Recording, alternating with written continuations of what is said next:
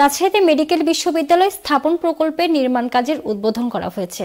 রবিবার সকালে নগরীর বাজে সিলিন্ডার প্রকল্প এলাকায় নির্মাণ কাজের উদ্বোধন করেন রামেবীর উপাচার্য অধ্যাপক ডাক্তার মোহাম্মদ জাওয়াদুল হক। বিশ্ববিদ্যালয়টি ৬৭.৬৭৯২ একর জমির উপর নির্মাণ হতে যাচ্ছে। ৩ ধাপে নির্মাণ কাজ সম্পন্ন হবে। প্রথম পর্যায়ের প্রকল্পের মোট ব্যয় ধরা হয়েছে ২,২৫৭ কোটি টাকা।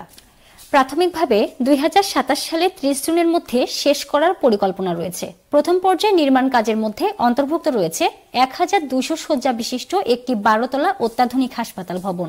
হাসপাতালে ২২টি লিফটের পাশাপাশি থাকবে 4টি স্কেলেটর। হাসপাতালের সন্নিকটেই থাকবে বেসমেন্ট সহ 10 তলা বিশিষ্ট একটি আধুনিক একাডেমিক ভবন। পূর্ণাঙ্গ বিশ্ববিদ্যালয় স্থাপনের পর প্রতি বছর প্রায় ৭৩০ জন চিকিৎসক ও ৫০ জন নার্স স্নাতকোত্তর ডিগ্রি অর্জন করতে পারবেন। নির্মাণ কাজ সম্পন্ন হলে এখানে প্রায় ৫,০০০ মানুষের কর্মসংস্থান সৃষ্টি হবে।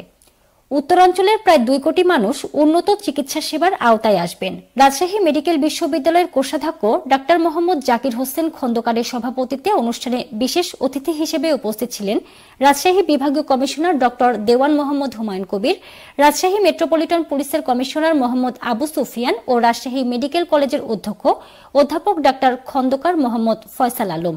বিএনপির ত্রাণ ও পুনর্বাসন বিষয়ক সহ সম্পাদক ও রাজশাহী মহানগরের সাবেক সাধারণ সম্পাদক শফিকুল হক মিলন, মহানগর বিএনপির আহ্বায়ক বীর মুক্তিযোদ্ধা এরশাদ আলী, মহানগর জামাতে ইসলামীর আমির ডক্টর কেরামত আলী সহ স্থানীয় ব্যক্তিবর্গ।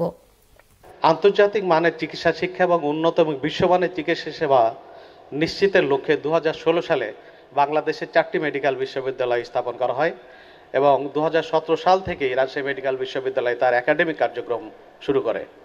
সেই হিসাবে রাজশাহী মেডিকেল বিশ্ববিদ্যালয়ের বয়স প্রায় 8 বছর।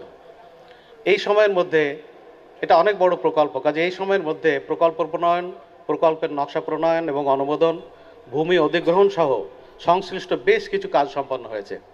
এই কাজে স্বাস্থ্য মন্ত্রণালয়, পরিকল্পনা কমিশন, জেলা প্রশাসন, পিডব্লিউডি, স্বাস্থ্য প্রকৌশল, বন বিভাগ সহ সংশ্লিষ্ট দপ্তরগুলো সর্বাত্মক সহযোগিতা প্রদান করেছে। আমি তাদের প্রতি আন্তরিক ধন্যবাদ এবং কৃতজ্ঞতা জানাচ্ছি। প্রকল্পের নকশা প্রণয়নের ক্ষেত্রে বিশেষজ্ঞদের সমন্বয়ে প্রণয়ন করা হয়েছে, যা প্রকল্পের কাজ সমাপ্ত হলে এটা হবে পরিবেশ বান্ধব, সর্বাধুনিক সুবিধা সম্বলিত একটা পূর্ণাঙ্গ মেডিকেল বিশ্ববিদ্যালয় ক্যাম্পাস।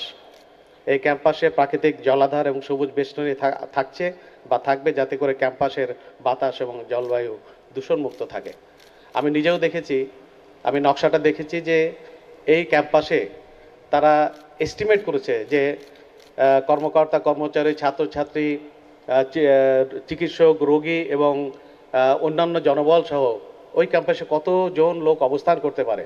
সেই অনুসারে সেখানে বাতাসের অক্সিজেনের পরিমাণ, অক্সিজেনের স্যাচুরেশন ঠিক রাখতে হলে সেখানে কি পর্যায়ের ন্যাচারাল ওয়াটার রিজার্ভার, তারপরে আমাদের এই যে গ্রিন প্ল্যান্টেশন, এইসবগুলো থাকা দরকার, সেগুলো বিবেচনায় নিয়ে তারা এই নকশাটা প্রণয়ন করেছে।